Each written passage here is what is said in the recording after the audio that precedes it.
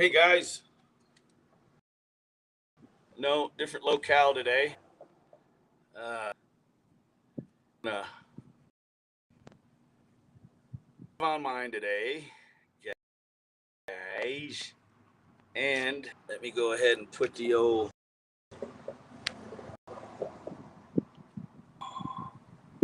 Here you go, Dougie. All right, guys. So,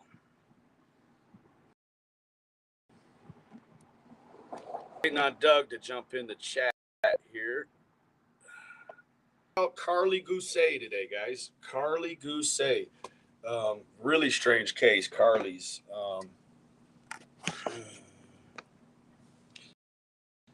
We're going to wait on Doug. Autumn, hey, Cat's Eye, everybody. Just wait to pull up. What, babe? I'm just going to use it for just a minute for the iPad, okay? Can I use it for just a minute, please? No. Dougie's in. Hey, buddy. How you doing, Doug? Doing well, doing well. Thank you for going live today and getting these cases out. Absolutely, absolutely. So, guys, today we are going to be talking about the KARLIE GUSE case out of California, Mono County, California, guys. Can I use this for just a minute? I'll give you some candy. Guys, I'm trying to use his fire truck for my iPad stand, and I don't know if he's going to cooperate or not. Can I please use this? Hold on, guys. I didn't expect him. Can I use this, please? No. Please? All right. Go inside, bro. Hold on, guys. Look inside. Come on. Hey, guys. Doug. Backstage. I'm here. All righty. All right, Doug. Hey, everyone. Sorry about that. Okay. It's all right. It's all right. Family first, bro. Family first. All right. So you wanna take over for just a minute and fill everybody in on what we got going on? Sure. We're going to be talking about two different cases today, you guys. We're going to be talking about KARLIE Lane GUSE. Her disappearance date was October 13, 2018. And then we're going to talk about Dane Elkins right after, a 21-year-old UC Santa Cruz student whose last known area was Lake Castaic, California at around 8:20 p.m. Correct. Now, guys, there's a few players in this one that you need to get familiar with kind of right off of the bat.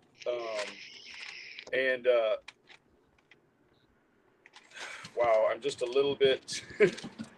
Okay. Yeah, no. We'll just. You got it? Okay, good. Yep, I got it. So, we've got Bio Mom. That's Fairly. She's not in the California area, guys. She's moved to Nevada upon the divorce of Zachary, who was KARLIE's dad. Correct, Doug? Yeah, Zachary GUSE is the father, and then we have the stepmother, which is Melissa GUSE, and then we have KARLIE Lane GUSE, who's the 16-year-old that's missing, and she had two siblings, two brothers. Correct. Two younger brothers. Live in rural California, guys, out in Mono County. And she was. Let's set the scene, guys. She was to go to a football game. She had told her family she was going to a football game, and instead of going to the football game, she actually went with her boyfriend Donald to a trailer park where there was kind of a house party going on or whatever. During the party, she allegedly smoked substance that she later believed was laced with some sort of very strong psychoactive chemical. Correct. So during the party, guys, she gets a call from her stepmom, And stepmom says, "Hey, you want me to pick you up from the football game?" And she's like, "No, I'm okay. I'll get a ride from Donald." Um, then, as the substance began to kick in and kick in, more extreme, she then called her biological mom. And is that right, Doug? Bio mom? No. She actually Or called no? the stepmother Yeah. Melissa, and she wanted at that point she didn't really care about the lie about the party anymore. She was more concerned for her safety, and she wanted to get out of there as soon as possible. She wasn't going to wait on anybody. And it seemed as her boyfriend, Correct. um, stated that she was afraid of the music that was being played, and she was just paranoid, basically. Correct. There, And then there was what there was happened is she contacted Melissa because she wasn't scared to like get in trouble for a lie anymore. Now it was more the paranoia was kicked in. The devil is everywhere, and she just wanted the hell out of there. So she booked it out of the trailer park down on Dixon Lane, and yes, you know which is in the trailer park. correct. It's leading up to the trailer park, but as soon as Melissa actually got there, she didn't find Carly. It wasn't until later down the Dixon Lane that she saw a phone light or a flashlight coming towards her, and she was able to grab Carly and get her safely into the car. Yeah, exactly. And upon entry of the car, guys, she jumped right in the back seat. She was acting very erratic during the ride back home. And And I might want to add too, she was very paranoid too because she thought someone was tracking her or people were tracking her on her cell phone. So I don't know if this paranoia started previous, but she had been going to some therapy or some type of counseling appointments, which will later play into this story as well. correct. So she gets home, guys, and when she gets home, she her erratic behavior continues. She was um, reading the Bible.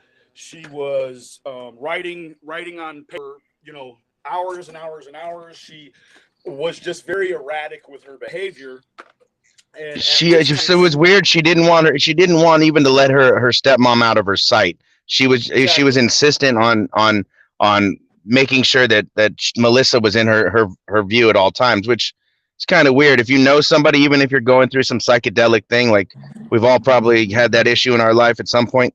Um, sure. she felt like I have to watch this person for some reason, and I'm not sure why, but she seemed very, very extremely paranoid, like the devil was standing there instead of her stepmom. Right, and guys, one thing to note is that during this time that Carly was at the party and allegedly going to the football game, guys, she was actually had been suspended from school for a month due to some sort of substance abuse related situation at school, guys. So, But I believe it was the same Carly wasn't substance. right, right. Um, Now she at the party, guys, she became or the football game, she became just unconsolable. Like Doug said, she became scared of the music. She became scared of Donald, the boyfriend, and then the troubles, kind of picked up as she got home as well, guys. Now, when she was with her stepmother noted that her pupils were very dilated. She still was in a very panicked state, very scared, and at which time, upon arriving at home, admitted to smoking a substance at the party, which probably at that point was easy to figure out. And a The side stepmother, note on that, just a side note on that, and now she was, she said, we've all done something like this, or we've all experienced this before. You're not alone. And she negated to take her to the hospital right away, which if somebody has used a correct. substance of such, why wouldn't you, in case of an overdose or something that happens after? I just don't understand the mentality. If it was my son or my daughter or whatever, I would just take them straight to the emergency room, and I would tell them not to worry about getting in trouble or this or that. It's more so for their safety. Exactly. The stepmother, Melissa, she felt like that her stepdaughter was in no physical harm. And so that was why the decision was made to not bring her to the hospital. Now, at some point in the evening, Melissa tells Carly that it's time to go to bed. Let's try to relax. XYZ, and so Melissa claims that Carly asked her if she would sleep in the bed with her, so she wouldn't have to be alone. At which time Melissa states to Carly that she would sleep in the bed with her, and then that's kind of where the dramatic build the dramatical part of the story builds, guys, because Melissa, the stepmom, claims at 5:45. Now, AM. let me step back. The whole issue, there's an issue involving where Melissa slept, where Carly slept. Is that right, Doug? No. What it was is they were in Carly's bedroom. I believe the two brothers and the siblings, I believe, were in the same room, from what I gather. But Carly and Melissa were going to watch a movie, and she was hoping Correct. Carly would go to sleep. But Correct. but previous to that, she actually made her some food, tried to get her calmed down, and it was trying to get her to eat something, get her in her stomach, and Carly was like, "Yeah, I don't want to eat that. It tastes like the devil's food. Tastes Right. like the devil's this. Everything was about the Yes. devil." Right. Which was concerning. And so the original story, and I just got to go back a little bit because Melissa texted Donald at like 1:27 a.m. as well. She made Correct. a text. Now, the reason why I had said that there was some speculation about where she slept, guys, was because later on, after the investigation developed, um, what happened was Melissa's story about where she slept at that evening. It started to change. It also, she had stated that And she she ended up stated this on frequently. Facebook post, you guys. She was live on Facebook talking to, her Facebook family or concerned people. So these came from her Facebook post, actually. Absolutely, this is per her own words. Now, she claimed that she slept in her room initially and got up at 5:45, and that Carly was still in the room, wide awake, eyes dilated, excessively paranoid. She states that she came in again around 7:45 a.m. to find Carly was missing. But guys, she later changed that story and claims that she did indeed sleep next to Carly all night, and that she did the 5:45 and the 7:45 timeline came into play, saying that she rolled over at 5:45. And that Carly was still in bed. Again, her eyes were dilated, her pupils were dilated. She was excessively paranoid. At which time Melissa claims she rolled back over and reawoke at about 7:45. At which time Carly was gone. She went to investigate. Was Carly in the house? Where was Carly? And the front door was slightly ajar. And Now, there was footprints going down the driveway, which seemed to be Carly's as well. correct. Now, let me back up a minute, guys. When Carly and Melissa got back home from picking her up from the trailer park on Dixon, um, Melissa thought that it might be a good idea for her to record Carly's behavior, um, in the idea that later on she could show her, and potentially, that embarrassment may be enough to curb her behavior. But the funny part about it was either a video or one of the lives, guys. There appeared to be um, a scruffle of some sort on the end of one of these videos. Now, when they woke up, allegedly, stepmother Melissa and bio dad Zach, frantically get to their vehicles and start searching the area in their division, their housing development division for Carly. Um, Now, what was strange, guys, about some of the statements that bio dad made was when he called to, and this is on Saturday, October 13th, guys. The party would have been the evening of the 12th of October. So Along with the Facebook post, which are important. I'll get back to you right after you tell this part. correct. So bio mom Lindsay Fairley she states that when she was notified by Zachary Gousset, the bio dad, the exact verbiage that he used, guys, was "she's gone" or "she was gone." Now, also to add to that, Carly's cell phone was left at home, guys, which quite odd for teenagers these days. Cell phone in tow wherever they go. Right. I'm gonna have to back you up a little bit because we should talk about the Facebook post Sure, because that happened in accordance with the absolutely. timeline. Now Melissa claims that she put like you said Carly to bed on the first Facebook post and then went to go check on Carly and her brothers about 5:45 a.m. She found everything normal, and then around 7:45 a.m. Carly was missing. And then her next Facebook post says Carly Lane Gousset is missing still. And then later changes her story, says she stayed with Carly all night right after that, which is Correct. odd because as the people start commenting and people start thinking about how situations could have played out, I'm sure they're posting it, and it made her fumble her story and have to try to cover something up.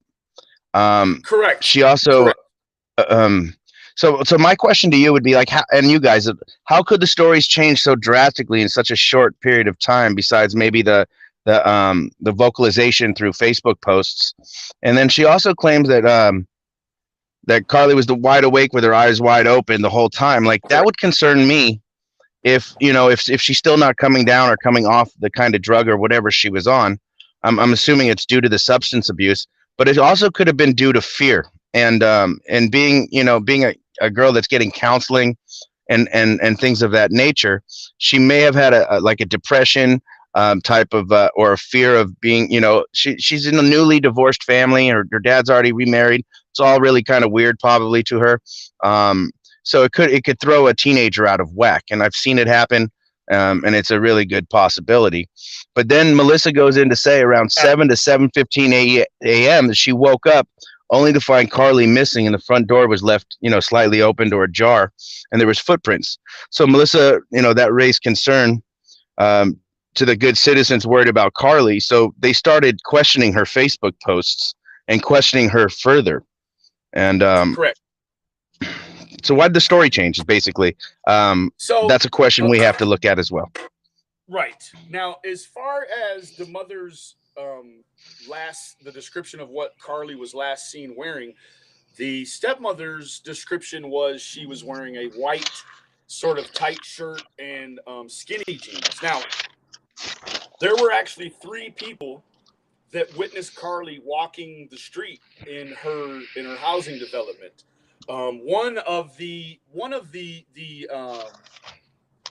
One of the witnesses was um, someone from the school district. Another was actually an ex law enforcement officer, Correct.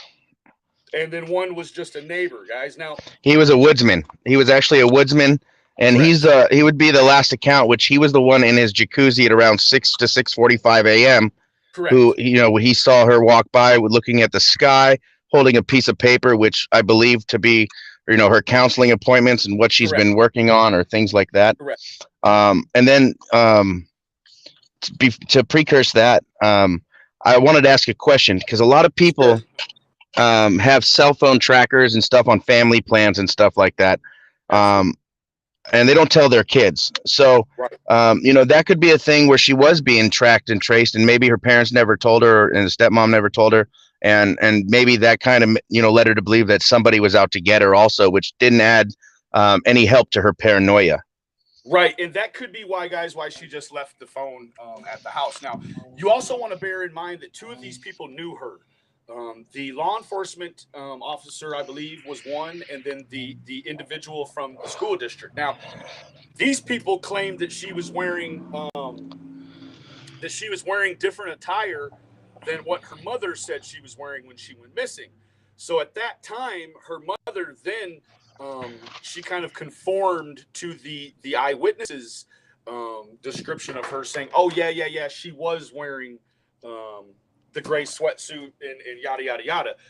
She then later went on, guys, to say to change the last scene description. And this was To, on Nancy Grace, actually. She was on absolutely. Nancy Grace's channel when she actually made her third account of what she was wearing. The second account was a tight white shirt and some garments, I believe. Yes, you're right. Absolutely. Now the guy that was in his tub was Ken Dutton. Now, mind you guys that this case is unsolved, and so there isn't a distinct persons of interest. I actually believe, and I don't mean to stop you, I believe that was Richard Edie or Eddie. He was drinking coffee in the hot tub. That was Richard Eddy? Okay. Yes, sir. Okay. Okay, then Ken Dutton would have been, I guess, the Woody driver. There was a person who was driving a truck that carries cut wood on it, and he saw her 1 mile approximately from her home, and she was around 7 to 7:30 a.m. Actually, behind it was a barbed wired fence on Highway 6. He found her inside of a property, or saw her inside of a property, kind of just standing there strangely, I have a question as to, the Woody driver, because there is some talk about potentially her having got in the car with someone. She was also seen walking down a highway after being seen walking in her housing development. And I'm not around that area, so I don't know how many truckers are going by. Again, a trucker would be a good scenario also for a missing person, especially around that time, because they're known to travel, and they're highly likely not going to be stopped unless they have to do some type of weighing or a weigh station stop for CHP. Correct. Now, on October 20th, 2019, the police they made a statement that they were, like Doug said, no closer to finding her. Subsequently, around that same time, the online groups really went to war, guys. They created 2 online Facebook groups. One was Bring Katie or KARLIE Home, correct, and the other one was Justice for KARLIE GUSE. Correct. Now, in these 2 groups, they had varying, vastly different, polar different theories about what could have happened to poor KARLIE. Now, why I wanted to talk about this shenanigan was because it's so reminiscent in all the cases, guys, currently going on online. That is nothing new, guys. Now, I want to go into for just a minute what the 2 groups, what they're differing. So, guys, group one believed loosely a narration involving the stepmother, Melissa. They said that after KARLIE went missing, guys, that Melissa's online behavior changed. When she made lives, her eyes seemed to be very darty, maybe reminiscent of her being on a substance as well. But guys, what one of the groups believes is that actually while Melissa the stepmother was looking for KARLIE, searching for her, that potentially she may have hit her accidentally or on purpose with her vehicle. The reason why people believe that is because shortly after the day that Melissa Guse went searching for her stepdaughter, guys, she went and had a major detail done to her car. Now, I might add that KARLIE's father, Zachary, stated that he saw KARLIE's cell phone next to her bed, and Melissa's statement to the police was that the phone was on the island in the kitchen the whole time. So KARLIE didn't have her phone. Correct. There would be no location information, no video, no audio, of things of the nature what we see in other cases where we get a last visual of someone or audio.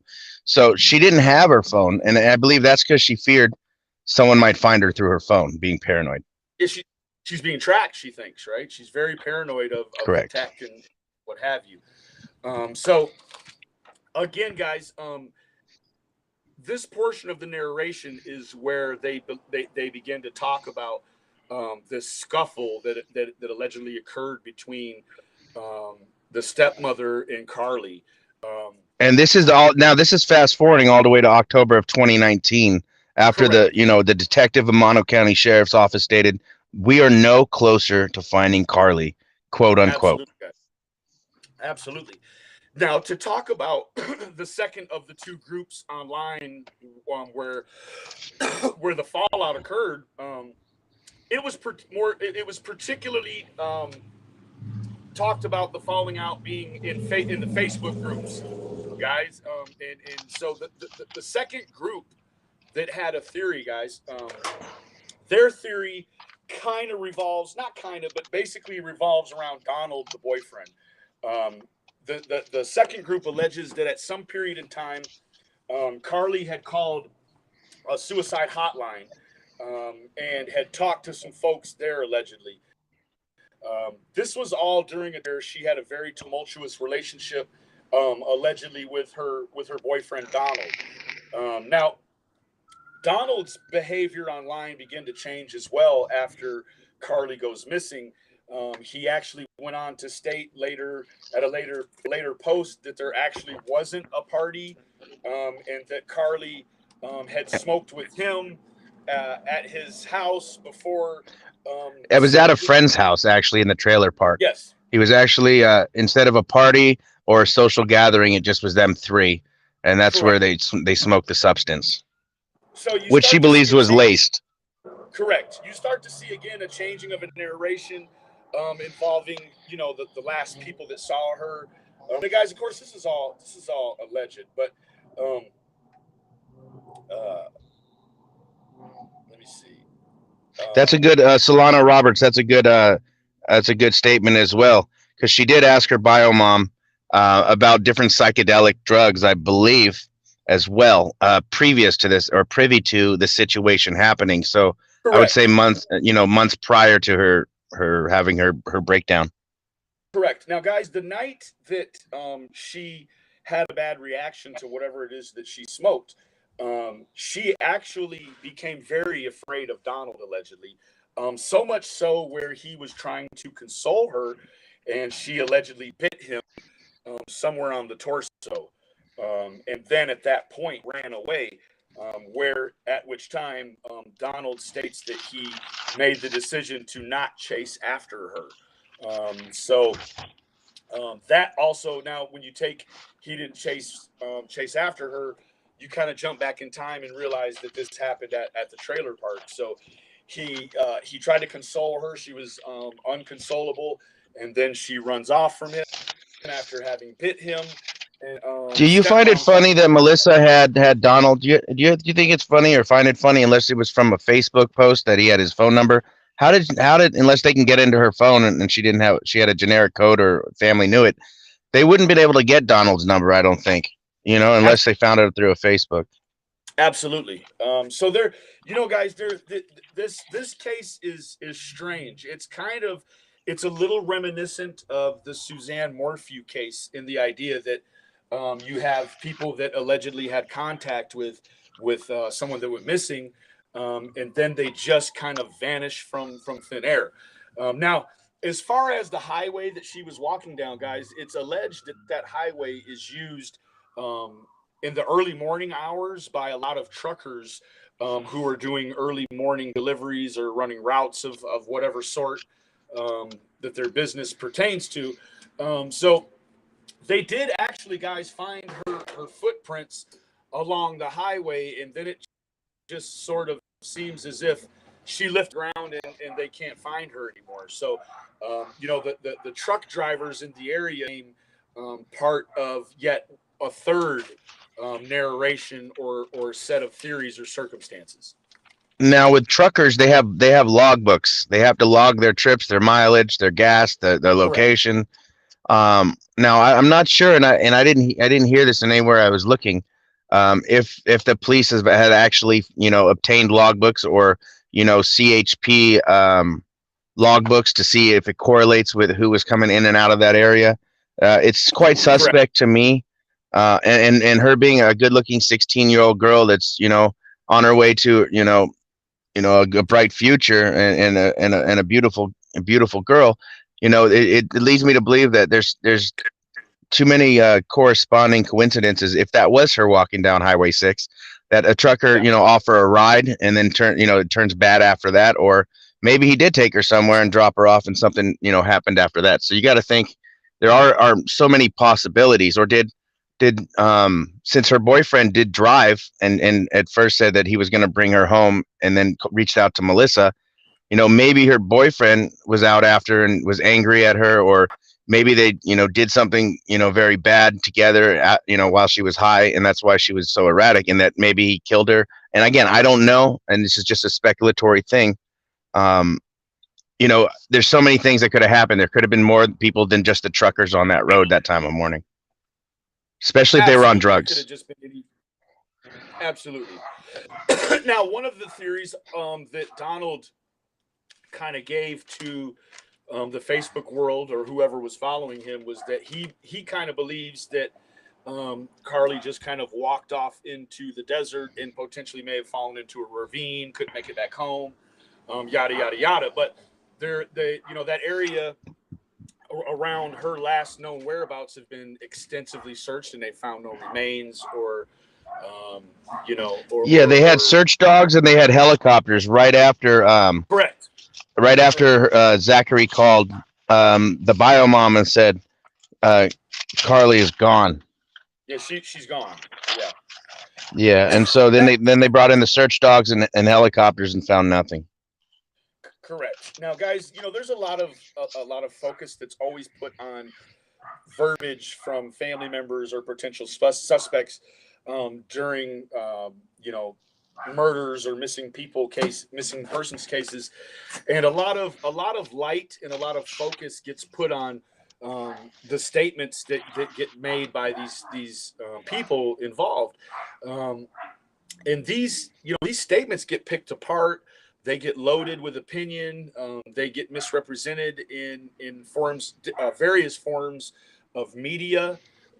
So this And a side note to that, Melissa also stated that Karlie had so many clothings, and this was on the Nancy Grace show. She said, Karlie had so many clothes that I couldn't decipher whether she was wearing skinny jeans or the gray sweatpants. And so correct. again, I don't want to throw things on Melissa either and speculate on stuff, because again, if you're frantic, and we don't know how she was at that time, maybe she was trying to protect herself with knowing, her stepdaughter did drugs and she didn't want to get in trouble for allowing that and not taking her to the hospital, or or was she Correct. truly just confused on seeing her several times and days before and what she was wearing the last time she saw her, because that's a viable possibility as well. Correct. I think that loose enough evidence. I think I know why the two main online groups believe what they do, and they're both valid. When we don't have a finality to a case, and it's left to speculation, you start to use what to try to garner an idea of what you believe happened, guys. Now, what I find interesting about this case, as a side note, is that this case has went cold. I use the word cold because after 365 days, statistically, it's like it just reaches a cliff, it drops off, and then you're looking at like, what was it, Doug? Like 5% conviction rate after a year. Now, in regards to cold cases, when cold cases are brought back to life, no pun intended, they're 20% effective in the penalty or conviction phase, guys. So and a lot of times they'll bring it back because they have some type of evidence that could, sure, still get a conviction without a body. You don't always need a body to get a conviction, to be honest with you. I mean, there's cases where there's been no body and a conviction. So correct, and you to get in time any potential sealed biological materials, are decayed and they're rendered useless as far as forensical data is concerned, and it just you start to see these strange kind of disappearances, guys, in these small towns anywhere USA. And you have groups of law enforcement that aren't equipped to necessarily handle the sort of cases that's been plopped down in front of them. And then the feds are forced to kind of come in and try to make a thing of it. But Doug, correct me if I'm As, wrong. as I a didn't hear. parent, though, like, um, I would have talked to the police before she went missing, saying, "Listen, these people gave my son or daughter a substance that could have killed her. Now I need you guys to do something while I take her to the hospital." Or there should have been some kind of, and that's where I think it's getting fudged on who did what and who's involved. And again, Correct. law enforcement looks right at the immediate family, and then they'll bridge out to the outer part of the family, and then neighbors, friends, Correct. community members, things of that nature. Yeah. It's there's just this kind of reoccurring trend of rural police, cases that go cold. Now, guys, I'm gonna jump out there in into left field, and I'm gonna give you my opinion. My opinion as to why this thing has stretched on for as long as it has, I believe, is because of the online activities, the online involvement. It just became such a vicious place to try to help, and that's all due to the availability of the internet. Now, guys, one of the very interesting things about the three eyewitnesses is that two of them actually knew her. Now, nefariously or notoriously, um, uh, eyewitness accounts don't add up to much because they are notoriously incorrect and far wide and ranging in the similarities. Actually, these three eyewitnesses all had the same account of what she was doing, what she was wearing, and what she was holding. So um, you get into this very small window where she's walking away from people she knows, and people she knows see her, and then all of a sudden she ends up on the highway and she's gone. So Right. you start to ask yourself, the wood hauler, he stated that about a mile away from her residence, from the Guse residence, that KARLIE was spotted acting strangely, looking strangely, holding the paper behind a barbed wire fence. On So Highway 6. on Highway 6. So, did someone on Highway 6 stop and grab her and help her through the barbed wire? Or did she venture on into the property where she was already kind of contained and, bump into someone there? I don't Now, know. There somebody are those. mentioned in the chat, I don't mean to cut you off. Somebody mentioned in the chat about buses and the busing system. And again, I'm going to have to look into that. I didn't even think about buses just because you hear how rural the area is, and that there's Correct. not many kids walking around or people walking around at times. So, that's a good point, something that we should look at also. Correct. And I believe Yes. that they did do searching at Highway 6, like I said, with the dogs and the helicopters, and Absolutely. it turns into a David Copperfield case from there. Yeah, because her footprints are there, and then again, like I said, it's just like her footprints stop. So she either got beamed up by Scotty or somebody picked her up.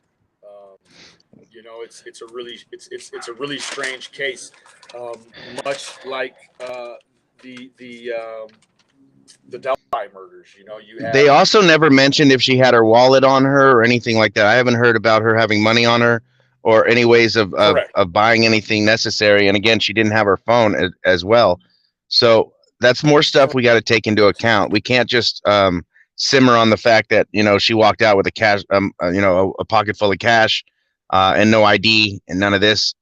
Did she not have a Correct. driver's license? She was 16. Laws are different, to where you can drive alone and things like that. You have to be like 18 to drive alone or something like that. I don't know how it really works Correct. at this point. But again, she had no identification. She had no wallet, no money, and no cell phone. So she's very limited on how far she can actually get. So I'm assuming that she didn't think she was going to get any further than a long walk, maybe let it wear off or something.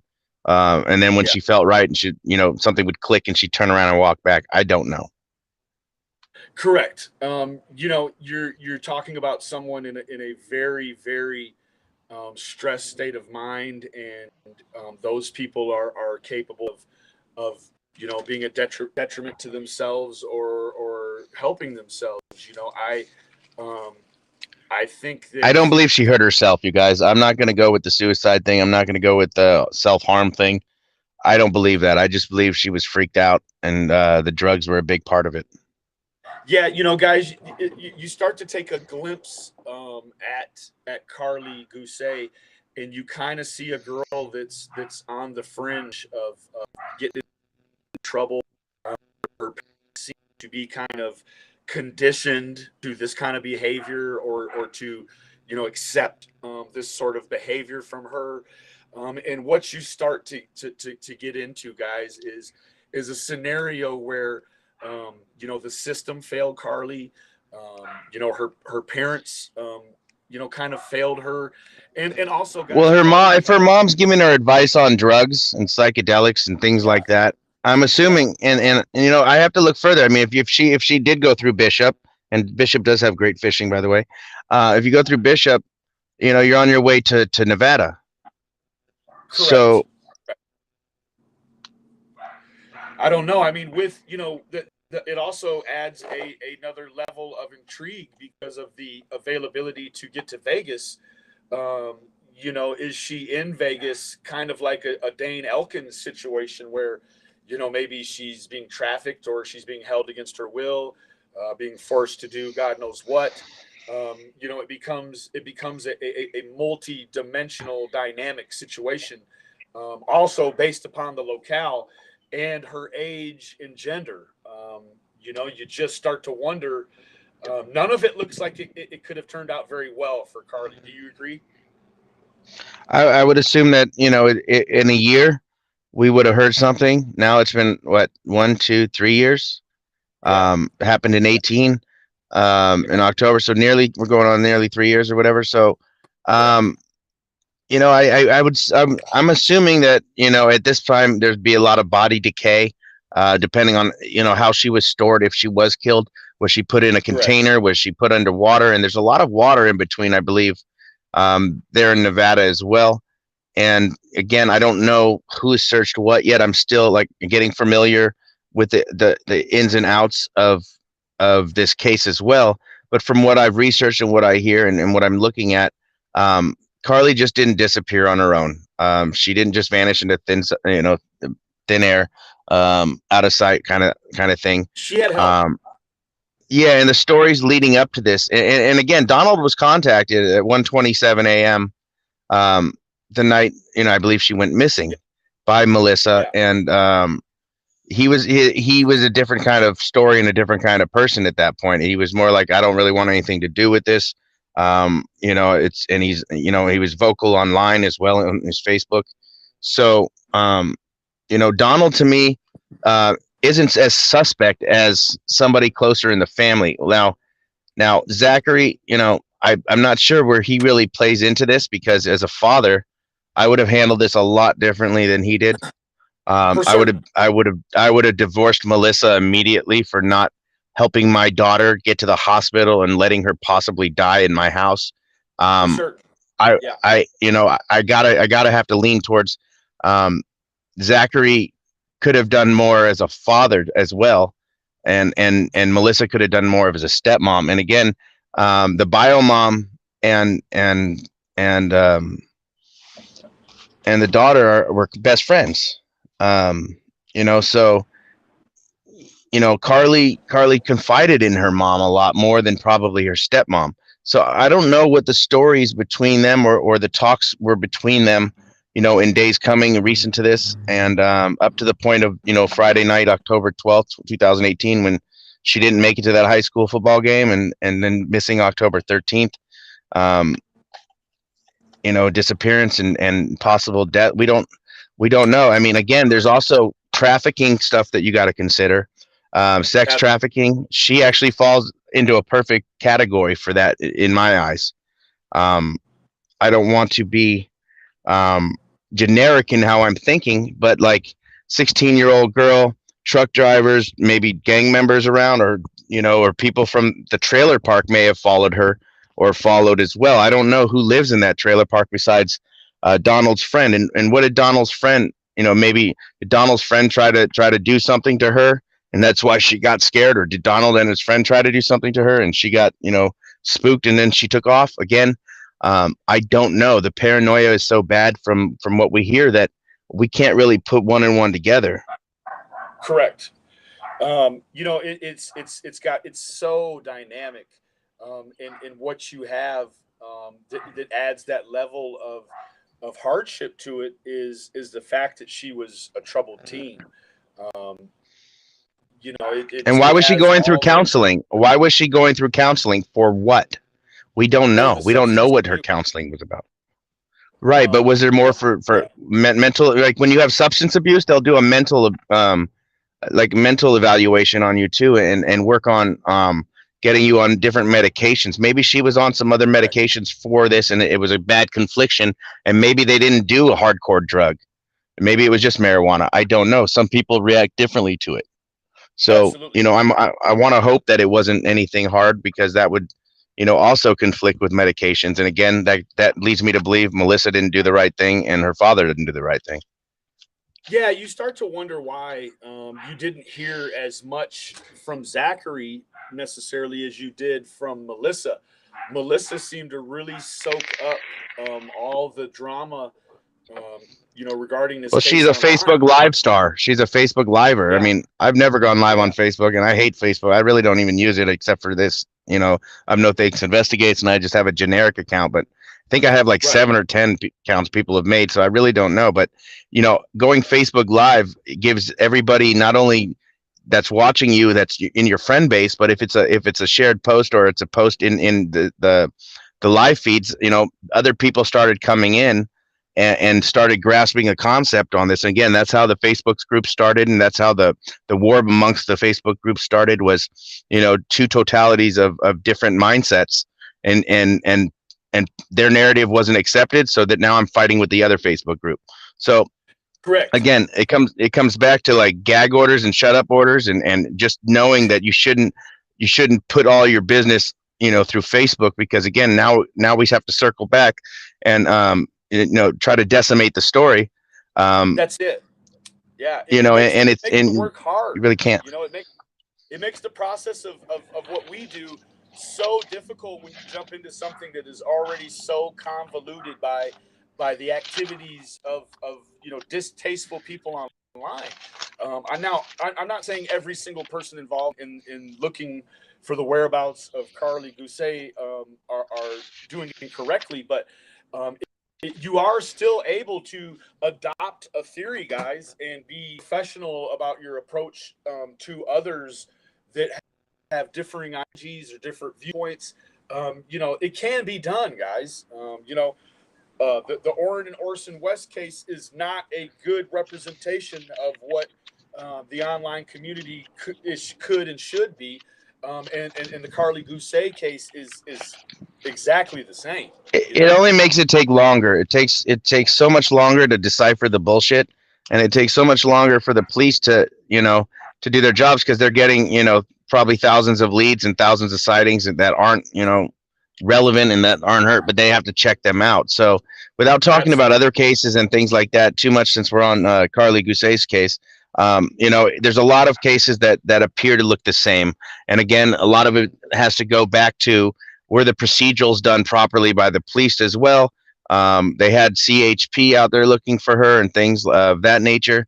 So you got the California Highway Patrol, then you've got their local state police, who in a small community like that, and again, not going off another case or whatever, but you see in the Abby and Libby case where we looked at, the police were actually in tears during their conference. They was trying Oh to yeah.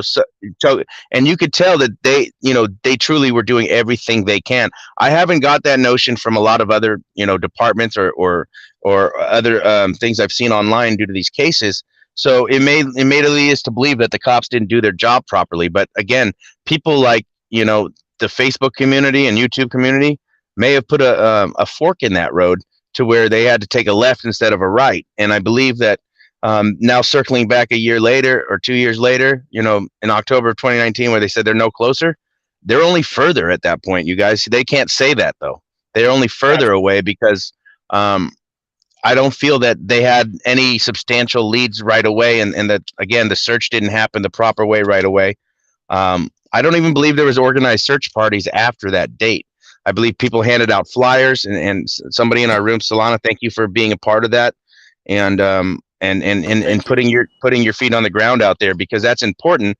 And maybe you can, answer some questions for us, or even come up, um, about um, what it looked like at that time of the disappearance, and maybe it answer a lot of our questions. And not to be negative or anything, there's just so much that we can only find out without having been there, or having seen the area, or really be able to put your finger on a map and be like, okay, that's probably the way she went if she didn't go that way. We really don't Right. have that.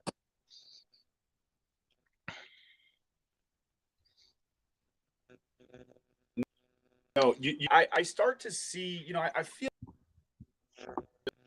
ability to look, at people a past out of what I see presently. And I just kind of see that maybe all the parents involved in this thing were, potentially not nightlife people necessarily, not clubbers, but they like to have a good time. Um, I can clearly see that everyone involved, um, and I don't even want to go so far as to say plays with substances, but I've seen a lot of different pictures of the stepmom, of the bio dad, and of the bio mom in varying degrees in life and times in life, and it certainly seems as if the daughter was kind of trekking in her parents and step parent I footsteps in the agree, way Teresa. of using substances, guys. She's already pretty young, having already been suspended from school for substance use. There just was a lot. Also, I saw somebody in the chat that was saying that they wished that they would release the video that Melissa took the night that she wanted to record Carly so she could see it later on. Um, I think that there's some very interesting stuff on that video. And that's probably the reason why, sorry for the win, guys. That's the reason why that video has never been released. You start to look at people that release all kinds of information all the time and maybe even retract information. And then you start to ask yourself, why does a person behave a certain way online, but ultimately have this piece of video that could be very important to the public and not release that. Why all of a sudden, the stringent protecting of your media all of a sudden, right? Like, what's that all about? So, to me, guys, the stepmom is sure strange, real strange.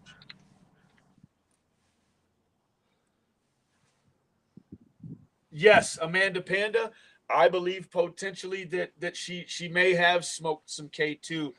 Now, guys, I think that several people have said in the chat that they were very vague about the substance that she smoked. There was a statement made by someone in the family saying that whatever she smoked was laced. So you could start to infer that potentially it was an herbal substance that may have had a psychoactive um, property to it of some sort. Now, you also got to remind yourself that this is in California, and people have access to a lot of different things, especially in the You country. It's And not a lot of it's more desert that way. If you're especially heading towards Bishop and things, you're heading through the desert area, and you've got good fishing areas in certain spots. But there's also a huge stretch of land where between where she could have gone and maybe where she either direction, where it's a lot like Bakersfield. It's desert. yeah, it's just kind of plopped down. It's there, guys. So I've also come to find through my research involving Orrin and Orson West, Classic and Sincere, there's a lot of strange people in the rural areas of California. I think that people go to places like that looking for that sort of frontier lifestyle where there's very very lackadaisical or almost non-existent law enforcement agencies, and people are just kind of Slab City or wherever in California. People are just allowed to live kind of how they want. People kind of escape to California or Alaska, or sometimes, Texas. Typically, when you hear someone's on the run from the law, they go to Texas. When they're trying to escape reality, they go to places like Alaska or California. And so you get the high transient population that is just kind of moving to and fro with no real concrete residence, so to speak. So Right, right. yeah, so So, guys, that's a and breakdown and to be honest with you guys, I'm thank you to one of the subscribers that are in here right now. They're gonna actually try to get me an interview with the family because she Oh, lives really? nearby, and yeah, and she knows the family, and met them, and lived in the same area, and helped hand out flyers and stuff. So again, in like the Morphew case, and this and the Abby and Libby case, I'm trying to get connected in Kendrick Johnson's as well. I've reached out to, the different communities and groups as well. We're trying to get some interviews because a lot of the questions that we may have or be able to get answered would come out from the horse's mouth. And so, this is what we're trying to do to also inhibit them to be able to try to get a hold of us back and make sure that, we can get the story out correctly, or maybe tie up some loose ends, or maybe they may give us a whole different story. I'm not sure.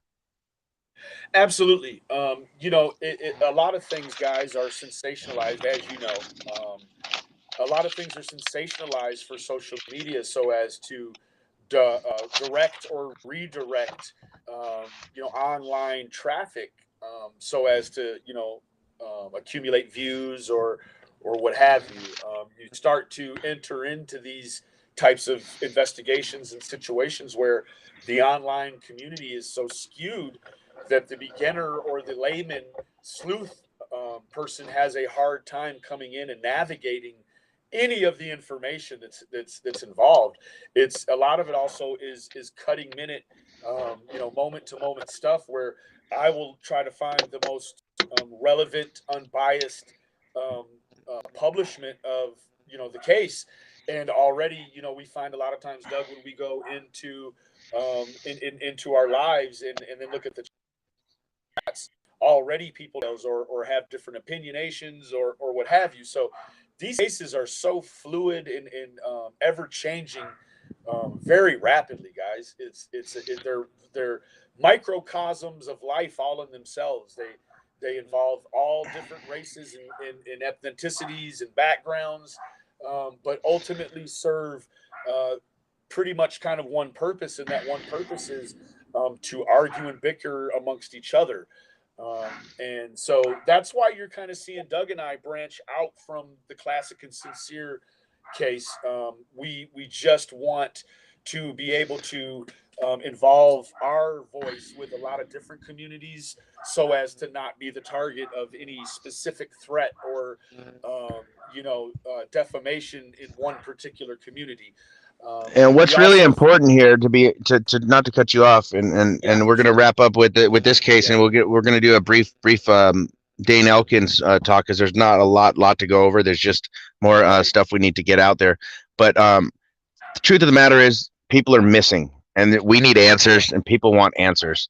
And if we could be some type of voice and get it out there, that's what we need to do. It takes people like you guys emailing us or contacting us and being, hey, we have connections here, or maybe we can help you with this, or again, we got some stuff to fix on the Morphew case that we were wrong possibly about a girlfriend. So we'll get to right. that as well. But again, it takes what you guys' comments are on your emails. So we want to just keep it out there. Again, people who are closer, like Solana and things like that, thank you for reaching out to me and Benny. And like I said, I'll get back to your email. And thank you for getting right on that for me. So with that, you want to talk about some Dane Elkins? Yeah, Dane Elkins is the young Brentwood. He's a 23-time racquetball champion, guys. He's not your average individual. He no, and you know what? He's also a Suffer. black belt. He's also a black belt in Yeah, Taekwondo. A lot of people don't yeah, know. So I mean, for being a yeah, 5'11", approximately 170 pounds, very agile, very dangerous with his hands. He has to register his hands and his feet as a black belt. So right. I'm gonna have to say that this gentleman, has the ability to defend himself. And I don't mean to cut you off. I just wanted to get the No, details out, kind of about how old he is, and what his background kind of is, because he comes from a money area. It's Beverly Hills, basically. Brentwood. Yeah. Yeah, it's a big time, and his parents and their searches started out there. But what's really important in this case is that he suffers from stuff that a lot of us suffer from, and it's some mental distress, things of that nature. And you guys all know, with this whole COVID thing going on, that a lot of this has changed a lot of our lives, the way we live, the way we breathe, the way we do things. Yeah, absolutely. The pandemic absolutely changes every aspect of our lives, and you start looking at a guy that is very well put together. He's athletic, and he just kind of evaporates. Now, the family has gone on different media outlets, trying to convince and so it's in not so many words, kind of coax him back home, and you're not seeing the sort of media attention as if he's a critical missing. They just think you know what's odd to me about this, though, is that the way his mentality worked. He didn't want his parents probably to worry. He was saying he was staying with friends, but when in fact he was actually sleeping in his car, you guys. And what's crazy to me is 4 days before Christmas, his car was found on the southbound 5 near Templin Highway in Lake Castaic area in California. But what really clues me into something different happening, or maybe he's not in Bakersfield where people are cited him possibly, and things of that nature, was that he called 911 twice. The police shows up and there's no Dane, but his car's on running with flat tires. His cell phone's in the car, his wallet's in the car, and his laptop's in the car. So this man, I would have a hard time getting any kind of travel unless he had cash on him again, which I don't foresee that happening. I think he just freaked out and just left everything. And when that happened, I think something bad happened. Now, again, I think he can defend himself. I believe that he's smart enough to know what his surroundings are. But again, in that mental state where he had a total lapse in judgment, maybe he walks right into Castaic Lake and drowns. Who knows at this point? I don't know what he's capable as having a mental breakdown. I've had mental breakdowns before, and I have PTSD, and I get where your mind can kind of go awry. But they had search dogs and helicopters and highway patrol, and they found nothing, you guys, not even articles of clothing. So, which leads me to believe also that he could have gotten a ride and hitched a ride out of there and just left all of his stuff because he didn't want to be bothered or bother anyone. He just left. He just left it. And my hopes is he's alive, you guys. I believe in my heart that Dane Elkins is alive. And I think that he's maybe living on the street somewhere. He's got a beard now, I believe. Exactly. I was going to state that. He has a beard. Yeah, and very different. Right, and a lot of times again, he went missing 4 days before Christmas, and we're in March. In 3 months, you can grow a pretty hefty beard, right, Benny? Oh yeah, heck yeah. And your hair grows out, probably 4 inches, 3 inches. So I'm assuming, if he's changed this dramatically, we're gonna have to do some like facial enhancements, and I have pictures of him where I can actually make him look a little bit older to find out what he would look like. But I think it's going to be important to be looking for him as a live body and not a dead body at this point. Correct. There have been some sightings, evidently, and even his younger brother made a media plea for Dane to come on home. So, guys, I think that Dane probably has had, or friends have had, some sort of contact with the family. They know Dane is probably suffering from maybe a substance issue, or maybe Dane is suffering from some sort of mental imbalance. I'm gonna have to say it's non-substance. I'm gonna say it was non-substance because of his background. His background, the way he took care of himself. I believe that even with this mental disability, he took care of himself. But, police have urged people, if you guys think you spot him or you see Dane Elkins, don't go up to him. Follow, from a distance, take a picture, call 911. And they have an email that if you find anything that looks like him or see someone that looks like him, it's called searchingfordaneelkins@gmail.com. So if you're between the Bakersfield area, UC Santa Cruz area, and Brentwood, I'm going to assume he's within those three places. He might even be right in front of their eyes in Brentwood as a bum. I mean, you can make a good living out there that way. That's the other thing. You can kind of you can suffice for yourself. Even here in Dallas, it's a lot of the indigent here make great money standing in different intersections. So, I mean, it's subjective, right? But guys, Dane certainly definitely needs some help. I personally, if I were to spot Dane Elkins, guys, I would not approach him. I would not find. I would, although if you're certain, contact 911. Contact 911. 911, guys. You're not really going to have time to give this sort of proof that the family desires. If you see him, just call 911. Don't engage him. Don't go up to him. Don't say, "Hey, are you Dane?" It's okay to call the police. Yeah, you don't want to scare somebody off either, because it could be, it could turn out to a worse outcome or him leaving that area. But I'm going to have to say that he's our best bet of finding alive out of the cases that I've looked at so far, and we're looking at. I believe in my heart truly that he had a mental breakdown. He might even not even know who he is at this point, depending on how secluded he's kept himself. Because again, with the pandemic, you guys, it took him over the edge of isolation and being alone, and he's used to being on a sports court or in a gym, training his taekwondo and things like that. So I'm not in fear for Dane in the fact that he can't defend himself, like one of the two little girls or the two missing boys that we're talking about, or a female that doesn't have training. I know Dane can take care of himself. Whether you're mental or not, fighting you don't forget. Correct. So I would just say, for Dane Elkins, keep him in your prayers, his family in your prayers, just like everybody. But out of everybody we're looking for, and I can be feet on the ground with this one. I'm going to be going out to Brentwood. I'm going to try to, speak with his parents. I'm going to hand out flyers. I'm going to go look around. I'm going to go stay with some of the street people, and I'm going to see what they see, and I'll stay overnight. I don't care. Out on the streets with them.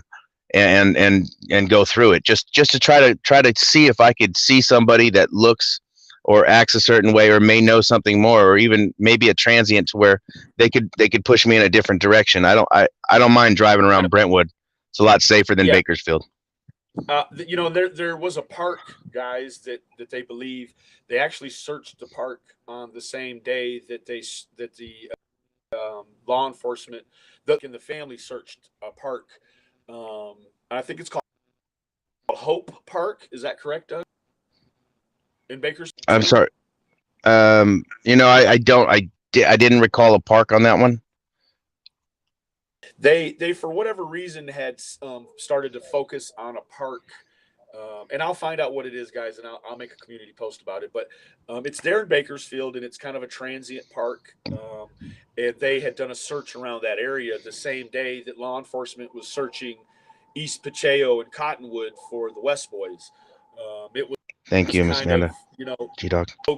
Key and quiet in the back. It just kind of happened, and with no positive results. So he's not in the park or in that area that day. And if you live in the Bakersfield, Kern County area, or in the Brentwood area, and you happen to see this, please familiarize yourself with what Dane Elkins looks like, and just have your spidey senses going, because he's certainly suffering some sort of break. Right. And so, with this, I'm going to say that with all the cases we look at and all the stuff that you guys bring us, thank you guys for bringing us KARLIE's story, and every Suzanne Morphew's case, and Kendrick Johnson, which I feel there's so much importance that could be done by a lot of us, you guys. So if we focus on the positive and stay away from the negative, email us if you guys need to talk to us. We're very vocalized people. We like to see who we're talking to because you never know who you're talking to nowadays, and I've been a victim of that lately. So I have to, if you guys want to do a FaceTime or if you guys want to do Google Duo, I want to, I'd like to see who I'm talking to and make sure that it's not somebody trying to put me on a wild goose chase or release stuff that will affect the case in a negative. So you guys, please reach out to us. You got Altitude Films with a Z at gmail.com as Benny. UMNOTHANKSnews@gmail.com for me. We will give you a number to call where we could duo and we can make sure that, or FaceTime or whatever we could figure out. And please, give us any information that we're wrong on too, or if something's misstated, so we can correct that immediately as well. So it's not sitting for days and days and days. The one thing that I want to just leave you guys with is Doug and I, the ones, if you see any of the people in the chat, guys, that have a green emoji by them and their name is in green, they've subscribed to the membership channel. And so if you guys are interested in doing that, I've got a couple of levels and Doug has a couple of levels to do is we're going to start taking pertinent parts of certain cases private, so that we can have our own think tank. And so if you guys are interested in doing that, you can go to our home page, and then in the top here, you'll scroll over to the right and you'll see memberships, guys. You see that? If you click on the membership, information will pop up. It's a monthly subscription, and what it does is it gives you access to our private chats, our private live streams. Yep. But we're going to mainly do members only live streams and members only chat. We'll be doing that a few times a month. And it's going to be starting towards this month's end, because we're trying to, accumulate and acclimate enough people to where, and we'll make sure you guys get everything that you're promised. But there'll be live streams where it's not only just members only live stream, but the live members chat only, where, if you're not a subscriber or whatever, you won't be able to chat, which will help eliminate a lot of certain problems. Again, if you're having, financial issues, we get it. It's a very small commitment, but at the same rate, maybe we can give out one free membership a month to somebody, or something that way. And I'd be willing to even do that on my own dime, or Benny. I think that, that would be important too, to give somebody else an opportunity who doesn't, who can't afford something like that. Which is, it starts at $1.99 a month. You guys goes up to $4.99 or something. But you're going to get, a lot of certain different treatment, for different aspects of things. So again, we're not going to push people away that still want our content and still watches our content, because again, it's important that we do live streams throughout the month on a lot of things, but there will be a few things and certain times where we want you guys to come up and talk, or you want to tell your story or do whatever, and you want to do it members only live stream or something. We'd be willing to do that stuff for you guys too. So we're going to make sure you guys get videos all the time, and also live streams. But again, we're going to have some of it segregated and separated, but it'll be still about the same stuff. So we're not all confused and we're not jumping around all the time. No. And Doug deals with 20 some thousand people. I deal with like 1,400 some people. And so I like to, I don't want my interactions with my core group to be so thin, because I'm responding to a lot of other folks that are maybe one-time responders, or potentially send us on a goose chase, purposefully try to distract or misdirect our investigations. And so this is just a way to make a small commitment to the work that Doug and I do. We love all of you all the same. But as they grow and envelop, the interactions we'll be able to have will become limited. And so we would like to be able to address all of the core unit in the core No Thanks group to be able to have direct access and be able to share all of our info directly in a much tighter group. Yes, sir. And Benny, if you go into the private chat, I put my my link in there as well. If you could post that as well for my join, just so people don't see it. And again, you guys, Benny and I work together, and you guys, thank you guys for going back and forth and both, subscribing to both. You guys are just amazing, and I just wanted to say thank you to you guys for all your participation, all your kind words, your prayers, and actually caring about us besides us being just personalities on YouTube.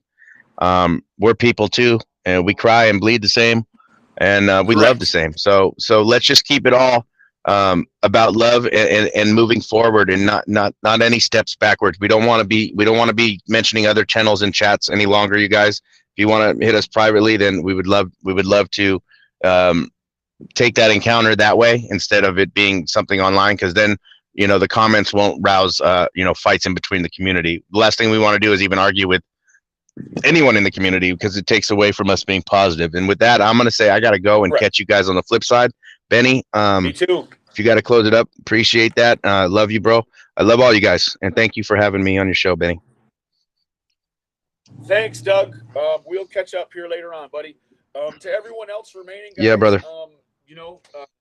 We have a few things to look forward to this week. We have a date from Bakersfield PD to look forward to tomorrow in regards to Classic and Sincere, Born in Orson West. I'm really looking forward to that. Also, guys, we are working diligently on the Suzanne Morphew case, the Delphi murder case, murder cases of Abigail and her friend Amber, and we just want to also let you know that we're also going to keep looking into the Kendrick Johnson in hopes that the details become available and prevalent, and that ultimately, guys, we bring all of these core 3 or 4 cases to a close very rapidly, guys. I want to wish everyone a very happy Sunday, and I hope that all of you got your spiritual cups filled today in some way, whichever for you. Again, guys, the evidence of the absence of evidence is not the evidence of absence, guys. We just want to bring these cases to a close. And again, I appreciate all of you guys who tuned today. I'm thinking about going live. Maybe we'll have a guest on. We'll see. But again, guys, the absence of it is not the evidence of absence. I love all of you guys. Happy Sunday. God bless you.